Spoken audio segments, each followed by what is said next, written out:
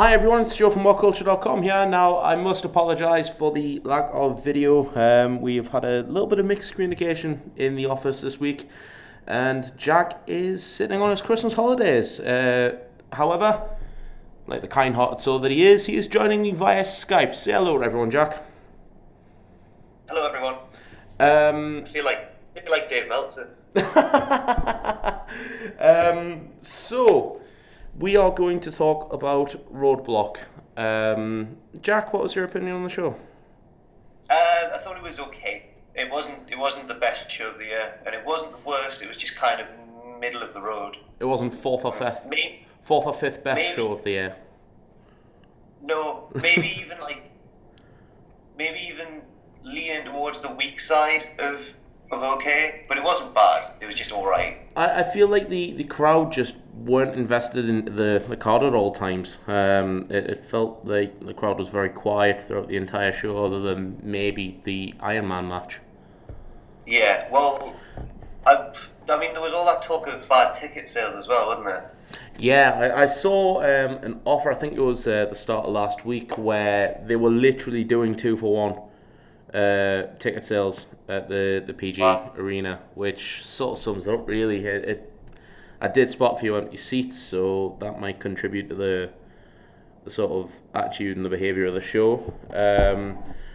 But the guys went out there and did what they do. Let's talk about the matches. We'll start with the pre-show.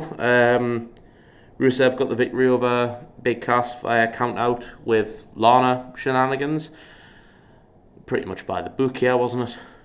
Yeah, I think it was alright. I've got no complaints about it. You know, Rusev wins, but Big Cass still looks strong. I don't know if it just felt like a bit of a step back. Yeah, it kind of did. I don't know. No, it's fine. I don't know if I'm looking forward to seeing a rematch on Raw tonight. Maybe Rusev gets his comeuppance, but it was definitely pre-show worthy. Let's put it that way. Yeah, the feud seems to have calmed down a lot since that Raw where Enzo got beaten up in the hotel.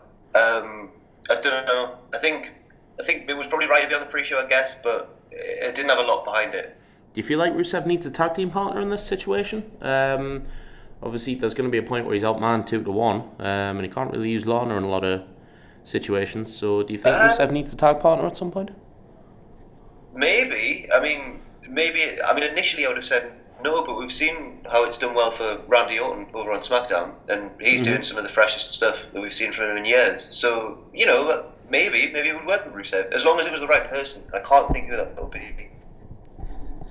Yeah, it's kind of hard to predict who partners Rusev at the moment, but let's keep our eyes on this, and if a tag team is formed, you heard it here first. Speaking of tag teams, for the first time in 483 days, we have new Raw Tag Team Champions, which I must admit I was not expecting. I wasn't expecting. It seemed like it was almost too obvious to have New Day break the record and then lose the titles straight away. I think Adam made the perfect comparison with Nikki Bella in the Divas Championship. Yeah. But lo and behold, we do have new tag team champions in Cesaro and Sheamus, and I must admit the ending of this match was one of the best worked endings I've seen in years. It was absolutely fantastic. I loved it. It was unique. It was original. It was smart. It makes Sheamus look good because he gets the fall, and it makes Cesaro look like one of the most intelligent minds in wrestling by intentionally missing the tag. And it was a great show of respect by the New Day to hand the titles over, in my opinion. Yeah, it was a good... well, I was a bit confused because they tried to cheat several times throughout the match and then hugged it out at the end. But you know, that's kind of what they're like. They're not the cleanest of faces, are they? Do you feel like they needed the heelish tactics last night, considering the record had already been broken, or do you think it was all about making sure it stayed preserved?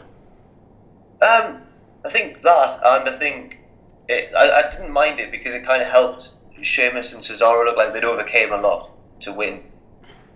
So it kind of made their victory feel a little bit more important. I don't know how I feel about. I'm sure you were going to mention this anyway, but I don't know how I feel about Sheamus and Cesaro suddenly not being friends anymore again. Yeah, they sort of they looked like they were buddying up in the entrance of the team, which by the way looked great. It reminded me very much of the Outsiders, and the whole back to back thing and the lights had just looked perfect. But then they sort of looked like they'd fallen out again at the end of the match after winning the titles, which makes no sense to me. No, I don't really understand. But I'm immediately now less enthusiastic for this reign than I was before because I hope I'm not underestimating WWE here, but I can just see this dragging out for weeks and weeks of just the same skit being driven home again and again. Yeah, I feel like the tag title should be defended as much as possible and really test this new tag team winning partnership. But I feel like it's just going to become an afterthought. If it sets up another team winning the titles and looking good with them, I can almost live with that. But I don't really want Cesaro to be known as a transitional champion. No, Sheamus really. He's been really good at the latter half of this year with Cesaro. Oh yeah, he's considering the 2015, indeed the start of 2016 that Sheamus had, he has looked very, very good. He was kind of thrown in at the deep end there. You know it's bad when Sheamus is a world champion in 2015 and has one of the worst years going. Oh dear. But he has picked himself up. And also, we must congratulate Sheamus on winning the Triple Crown. He's held the WWE title, the World title, the Intercontinental title, the United States title, and now a tag team title. So, is this his first tag team title? It's his first tag team title, so he joins a very elite class of Triple Crown winners. But something I realised very quickly after that, Roman Reigns completed the Triple Crown quicker. How insulting is that? Great stuff. Yeah, I know. Let's move on to something I know that grinded your gears a little bit as well as it did mine, and that was the 10-minute time limit draw, which was a Sami Zayn victory, but by the letter of the law is actually a 10-minute time limit draw because Sami Zayn did barely anything in this match but survive. Yeah, I've got two issues with it really. One, because of the actual ruling, I think it should have been a draw rather than therefore a Sami Zayn victory. Because why did he get that reward for just surviving? Why stack the odds against the heel? You know what I mean? And also, Sami Zayn's even if you ignore what the things he did before WWE when he was El Generico. Yeah. Even if you ignore that he's not a weak wrestler. Of course not. Even in WWE, he's been an NXT champion. He's beaten Kevin Owens clean a few months ago. He's not he's not a lower carder in kayfabe terms. He's a threat, and I just think, as you say, he did barely anything in this match. It was almost like an extended squash. Yeah, I feel like the whole experience was to make Strowman look good, but handing Zayn the victory by surviving 10 minutes has just completely counteracted that. Yeah, it's like what you'd do. You'd have a monster, a big baby face do that to a cowardly weak heel, and that would make sense. Yeah, but it's really sort of pushed Strowman back, in my opinion. He now needs to do something really, really big to make himself stand out. And I think it could come in the form of a title, which I'll address on the Raw Pre-Show podcast. But ultimately, yes, Sami survived. I feel like this sets up his Rumble run. I'm still pretty confident on the Iron Man thing with Sami Zayn. And I hope so. I hope that happens. I want him to be eliminated just before the Final Four by Strowman after going about 45-50 minutes. Okay. I like that. That's what I'm thinking will happen with Zayn. And as for Strowman, like I say, I'll discuss that on the Raw Pre-Show podcast because I believe there's a title run in Strowman yet. So we'll keep an eye on the big man. Let's move on to Seth Rollins versus Chris. Sorry. Yeah. What was Foley wearing? What? Sorry. What was Mick Foley wearing? Oh, it was like. I mean, I have to give Mick Foley credit. He's lost about 100 pounds in the space of a year, and he probably looks and feels better than ever. But it looks like he was wearing the same jacket he was wearing when he was 100 pounds heavier. I didn't necessarily mean size of the clothes. I just meant like the clothes themselves. There was a suit jacket, a tie. There was what looked like sort of tracksuit bottoms. I thought it was a leather jacket. Oh, sorry. Yes, it was a leather jacket. You're right. Yeah, man. He's never worn leather. No, I would have preferred him just stay in the flannel. It was bizarre. Or something Christmassy, considering he loves Christmas. He does. Sorry about that. I just had to bring it up. No, it's totally understandable. #content. Anyway, Seth Rollins and Chris Jericho.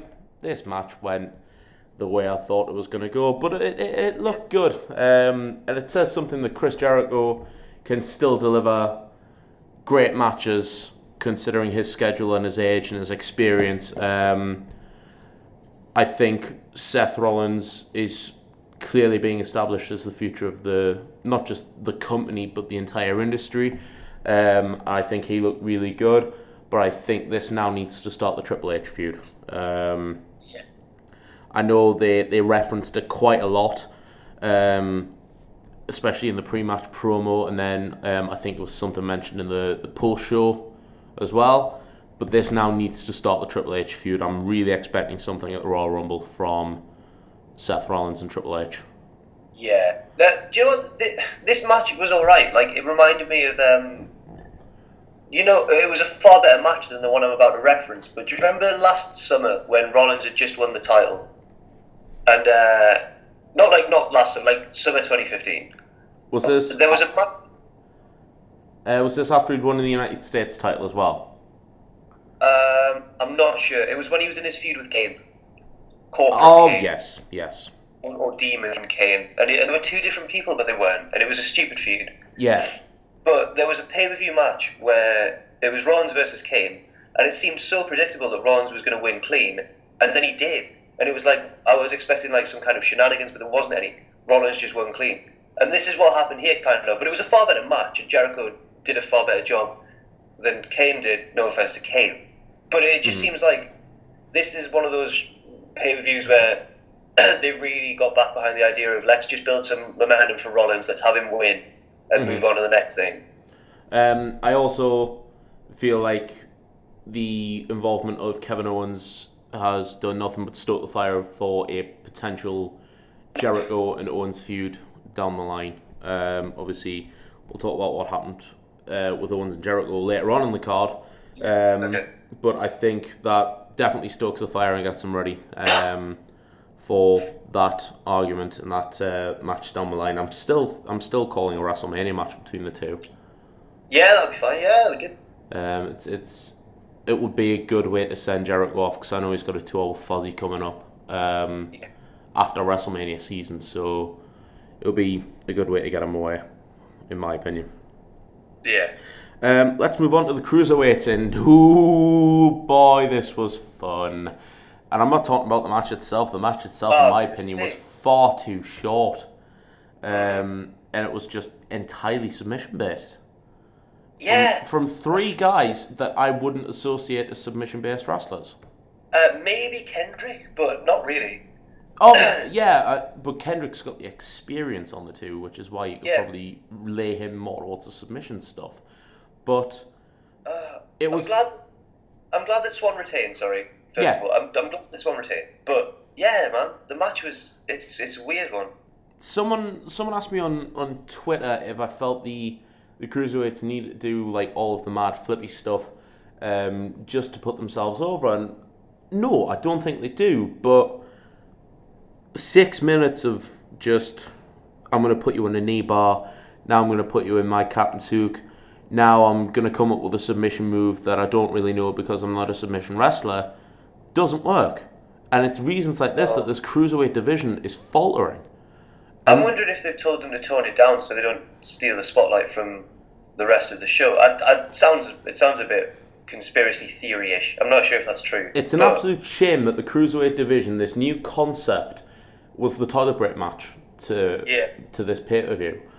But it was not more than made up, but it was helped by the return of Neville.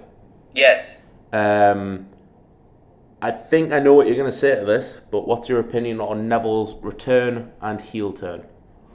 I thought it was really good. What do you mean? Do you think I'm going to slate it? No, I have an odd feeling that you really enjoyed it. I did really enjoy it. I'm just glad that it gives Neville some purpose. He's looking good as well. Yes. From what I saw, he's looking really good. Just like to see him again. Yeah. I think Neville is where he needs to be. I think he can really bring this Cruiserweight division to light. And I think a heel Neville working with a face Rich Swann has a brilliant dynamic to it. And I see Neville winning the title in a couple of months off Swann. I want to build the Swann title reign a little bit, or I want to see it built a little bit, I should say. But ultimately, I want Neville to be the guy to take the belt. Yeah. And I want to just hold it for as much of 2017 as possible. Yeah, I think that's good. As long as the Cruiserweights start to get more than like one or two storylines on the go, like there needs to be more going on in that division, really, generally. Yeah, I'm hoping 205 Live can build that. Obviously, we're seeing some things with Noam Dar. Jack Gallagher's getting a lot of stuff in. Jack Gallagher looks really good at the moment.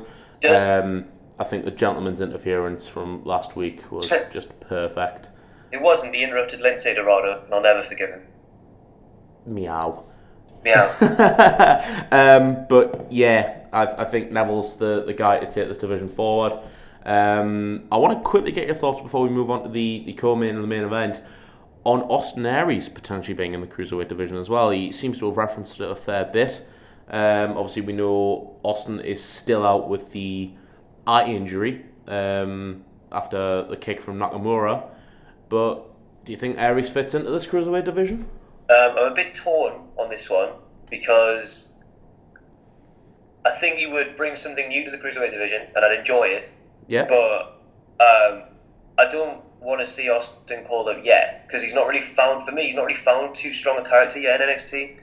Yeah. When he does come up, I want him on like the in main feuds as like main roster guys because in TNA I really loved Austin Aries. I thought he was fantastic. Yeah. And it's just been a bit disappointing so far how his run in NXT's gone. And while it would strengthen the Cruiserweight division, I kind of want to see him get a chance on Raw or SmackDown. I want him to stay in NXT for now and come back to the tag team with Roderick Strong and have DIY and Strong and Aries feud because I think that's brilliant. That would be brilliant. I feel like Aries and Strong would have gone further in the competition in the Dusty Rhodes Classic had Aries not been injured. Yeah. That's not to take away from the author's pain, but I feel like the tag team division would be stronger with Aries and Strong fighting for the titles. But let's see what happens when Aries gets back from injury, and let's see where he ends up. But it's good to see the local boy Neville back on WWE TV because he just hasn't been used enough this year. No, he hasn't. Especially, and it was such a shame to see him miss out at WrestleMania. Hopefully, we get to see him at WrestleMania 33 because he really does deserve it. Yeah, I hope so. Let's talk about the Iron Man match. Now, I hate to say I called this perfectly, but this is call it perfectly? I said 3-2 in overtime. Oh, really? Well done. Very good. I called 3. I initially said 4-3 because I wanted to see a lot of falls, but I called 3-2 in overtime. Right. I sort of feel sorry for Sasha because normally when an Iron Man match goes to a tie like it did last night, there's normally maybe like a bit of a spot on the mic where one will challenge the other to overtime. Yeah, just decided. But there wasn't really that option. The referee just sort of went, right, I'm going to insist on overtime. They went big call for the referee here, and I was sat there thinking like they should really have clarified this beforehand. Like if they waived the rematch clause. They really should have clarified that there must be a winner. If they said there must be a winner, it eliminates all doubt and therefore sets up overtime perfectly. So I don't understand. It's a small gripe, I suppose, though. Yeah. But it still annoyed me a little bit. Yeah. No, it got me annoyed as well. Because for all intents and purposes, the feud should have ended in a 2-2 draw. But it had to end somewhere. It had to end in a victory. What do you think of the result? Charlotte is now a 4-time women's champion. You're not too sure on this, are you? Well, I thought this. I predicted Charlotte, but the office was kind of split this week leading up to that match because half of us were saying it's going to be Charlotte and she's going to go on a feud with Bayley and have a match with her at like the Rumble and then maybe at WrestleMania. Yeah. And then the other half of the office was saying Sasha's going to win, turn heel, and then have a third match with Bayley. And I was like, ooh, that sounds all right as well. And now I'm not sure which one I would have preferred. I don't know either what really we're going to say at WrestleMania. Maybe a 4 horsewomen match? I hope the 4 horsewomen match is still on the cards because... As you first... Yeah. I don't know whether it's too early to pull that trigger, but Becky hasn't got the title anymore. Sasha's not getting another one-on-one match. You could easily throw Bayley to Charlotte at the Rumble. That's 7 weeks, to build on that. There's potential. I'm not taking away from the match. It was a great match. It was good to watch. I was particularly pleased with the fact that it took well over half the match to get a fall. I feel like sometimes in Iron Man matches they rush a decision. In very rare cases, an early fall works, such as Cena versus Orton, where Cena had the STF and Orton tapped immediately. That sort of thing works. I will say one thing about it, one minor sort of criticism. Because, God, this feud has been... It hasn't been a perfect feud. You know, the matches haven't always been really good, but they've both put in a hell of an effort and they've done a lot for women's wrestling, like a lot. It's been my feud of 2016, if I'm being perfectly honest, because the quality of matches that have been produced from it are excellent. Yeah, fair enough. I'd say even times when it didn't go too well, like with the sort of ending of the Hell in a Cell match. Yeah. Even it kind of gets made up for by the fact that the feud felt so organic and that they both put in a hell of an effort. But one thing, taking that into account, like Sasha hung on in the submission for like over a minute. Yeah. She was looking at the screen. And Ross went, "Don't look at the screen," and I went, "No, it's good that she's looking at the screen because you would, like, that's how you really would." Go. Yeah. But why did I just find it hard to believe that you could hang on for over a minute and then tap out just before you've survived. Yeah, I feel that may have been the flaw. Especially because the feud's been so gritty and so tough before that. And then suddenly Sasha's like, that one's a bit too much. It feels like it's a repeat of the end of the Bayley-Sasha match. Only this time Sasha, I should say, knows how long she's got left and still taps. Yeah, and I'd have preferred it if she'd maybe tapped half a minute earlier and then desperately tried to get a fall and then not been able to, or something like that. Yeah, but at that point she was 2-1 up. So if she just plays defensive, right, she's there. Yeah, but it's a tricky one. Yeah, it is a tricky one. And also, do we know what happened with Sasha's face? Because Sasha's face was a mess. I did. I saw a slow motion GIF. Sasha had rolled up Charlotte. Yeah. And then Charlotte had kicked out and excuse me, kind of kicked her away. And as Sasha rolled away, Charlotte's got quite long legs, and they came down, and one of them just hit her in the face. It was just one of those little things, but it must have caught her perfectly, or badly, because there was so much blood. Yeah, man, that's easily a potentially broken nose. But it wasn't like Sasha being reckless or anything like that. It was just one of those things. It was just a pure accident. Yeah. So we wish Sasha well, and we'll keep an eye on where the feud for the Raw Women's Championship goes. I hope this is the last of the switches until at least WrestleMania now, if I'm being perfectly honest. Yeah, me too.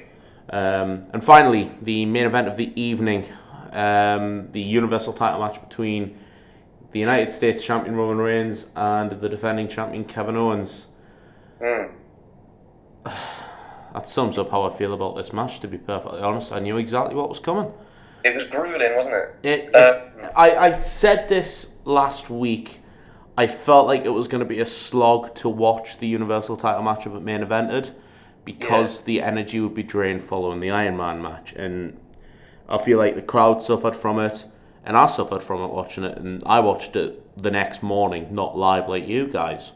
I also, going through the card, felt like I knew Chris Jericho was going to come in and sort of save the day again.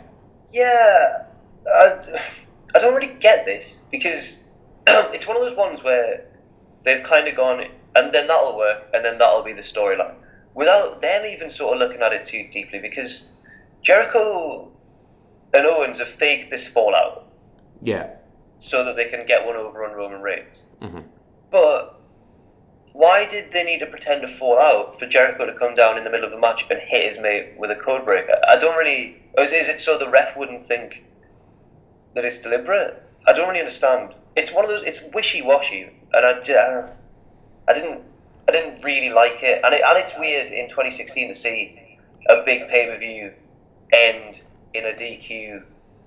You know, the main event ending in a DQ like that as well. Yeah, it's horrible to see the final act of pay-per-view wrestling in 2016 be a disqualification victory. At the same time, I felt like this almost felt like a response from Owens to people saying, like, he's not even a heel, he's a face because everyone loves it. He did so many, like, chin locks. It wasn't an entertaining... He wasn't jumping off the top rope. He did hit some frog splashes later on, but for a lot of this match, he was wrestling totally heel.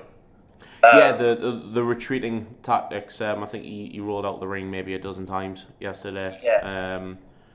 And everything like that.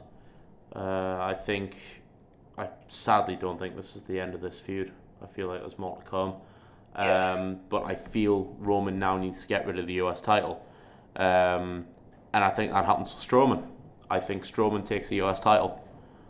That's a fair shout. I wouldn't mind that. It gets the belt off of Reigns. But ultimately, I still have Reigns going into WrestleMania as champion. Ooh. Fun fact for you, this is the second year in a row that at the end of year pay-per-view, Reigns has been shafted out of the title. Yeah. Last year, the very next night, he won the title. So, should Kevin Owens be staying out of Columbus tonight? Yeah, he should. You should make a big deal of that as well. That would be hilarious. It would be, but I doubt it'll get mentioned. But it was an okay show. Maybe a bit on the weak side for me. Not great. Yeah. I just don't know how WWE can. Well, I'd like to say not move forward, but where they go to build the Rumble. Because we haven't got any Q&A questions from Twitter, I'll leave you with this one thought, Jack. They now have 7 weeks worth of break in terms of pay-per-views. The next pay-per-view isn't till January the 29th, which is the Royal Rumble. I know they have a lot on in between then. They've got the Tribute to the Troops. They've got All Raw, SmackDown. UK tournament? 205 Live, and of course the UK Championship tournament. Is this break in pay-per-view action needed? Yeah, of course it is. Not just for us watching 2, potentially 3 pay-per-views in the space of 6 weeks, but I think in terms of WWE as a whole, they need to get excited for a pay-per-view again. And everything picks up when the Rumble comes around, so I'm quite looking forward to that, and I don't mind waiting quite a long time. Yeah, I can deal with a 7-week wait if it means that the Rumble's going to be top-notch. And we're already getting little tasters of that with the likes of Goldberg and Lesnar being advertised for the Rumble. So let's enjoy this pay-per-view break. Let's enjoy everything that's going on in the middle, especially the UK fans who have this big tournament to look forward to. And let's say goodbye to pay-per-view wrestling in 2016. It's been an okay year. I feel like this show summed up the standard of pay-per-view wrestling in 2016. It was okay, but by God, it wasn't the best. Yes. Okay, yeah.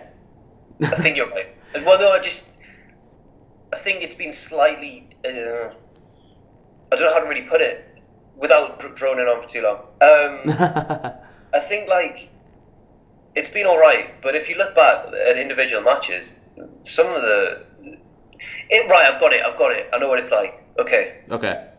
So, if you count every pay-per-view as like an album, like an LP, none of them really this year have been great. Like, a few of them have been really good albums, but all of them have had one or two good singles on them. There you go. That's my takeaway. Sorry, that was awful, but you see what I mean? No, that's fair enough. That's going to bring an end to the Roadblock review. If you'd like to follow me on Twitter, you can find me at the Joe Simkins. Jack, where can people find you on Twitter? At Jack_the_jobber.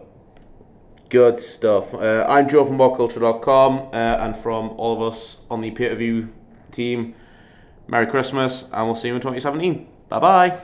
See you later.